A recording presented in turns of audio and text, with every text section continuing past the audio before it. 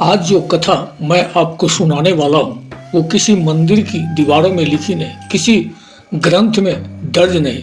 ये वो रहस्य है जो केवल उन लोगों ने देखा है जो भैरव साधना के सच्चे पथिक बन चुके हैं। अगर हिम्मत है तो इस वीडियो को पूरा देखना, क्योंकि आज आप जानोगे एक ऐसे अघोरी की कथा जिसने काल भैरव को साक्षात देखा था। याद रखना, हर सत्य उजाला नहीं होता, कुछ सत्य अंधेरा में ही चमकते हैं। वाराणसी के किनारे पर गंगा के तटों से दूर एक जंगल है जिसे लोग आज भी अघोर वन कहते हैं। वहाँ वर्षों पहले एक अघोरी रहता था, साधक नीलकंठ। उनकी एक विशेषता थी, वह किसी से बात नहीं करते थे। ना दिन का पता चलता था ना रात का। उनकी दुनिया बस एक ही थी, काल भैरव। गांव वाले कहते थे जो उस वन में जाता है वो कभी वापस लौट कर नहीं आता है। एक रात गांव में हलचल हुई। गांव के मुखिया का बेटा आरब गायब हो गया। कुछ लोग बोले भैरव वन में गया है, उसे वापस नहीं मिलेगा। अघोरी नीलकंठ ने पकड़ लिया होगा। डर के मारे कोई जाने को तैयार नहीं। लेकिन आरब की माँ के आंसू देखकर गांव का एक नौजवान बिहान हिम्मत करके उस वन में प्रवेश करता है। वन में अजीब सी खामोशी, ठंडी हवा, कहीं दूर ढोल की आवाज।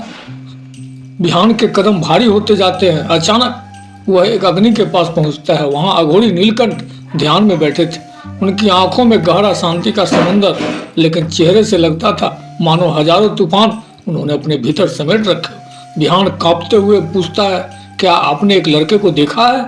अघोरी धीरे से मुस्कुराते हैं, फिर कहते हैं, बेटा यहाँ नहीं, अपने भाग्य में खोया हुआ है। भैरव उसे बुला रहे हैं। बिहान डर गया। उसे क्यों बुलाएगा अघोरी? क्योंकि उसके जीवन में एक बड़ा संकट आने वाला है और बिना भैरव की छत्र छाया के वह बच नहीं पाएगा। अघोरी नीलकंठ बिहान को बताते हैं, लोग समझते हैं भैरव क्रोध है और सत्य यह है भैरव रक्षा है, विनाश नहीं, अहंकार का अंत है। अघोरी आगे बताते हैं, सालों पहले इसी वन में मैंने 40 दिन की कठोर साधना की थी। 39वें दिन भैरव प्रकट नहीं हुए। मैं निराश था और फिर जिस रात मुझे लगा सब खत्म हो गया, उसी रात मेरी जन्म रात बन गई। बिहान सांस रोककर सुनता है। अघोरी आगे कहते हैं, आधी रात थी, आकाश लाल हो गया, ठंडी हवा चलने लगी और सामने एक काला कुत्ता आया। लेकिन वो साधारण नहीं था, उसकी आंखें आग जैसी थी और वह मेरे सामने बैठ गया।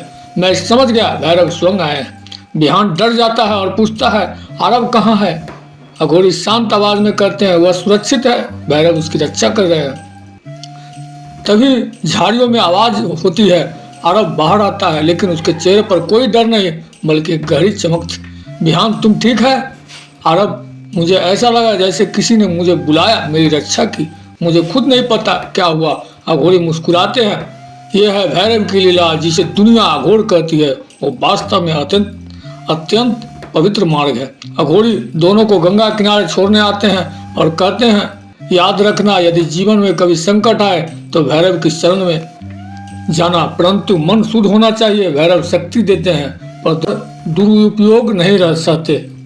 अघोरी धीरे से गुफा की ओर चले जाते हैं और गंगा के पार अचानक एक काले कुत्ते की आवाज गूंजती है। बिहान और आरब कांप जाते हैं, लेकिन भीतर गहरा विश्वास भर जाता है। आज की कथा हमें बताती है कि जिसे लोग अंधकार कहते हैं वह भी दिव्यता से भरा हो सकता है।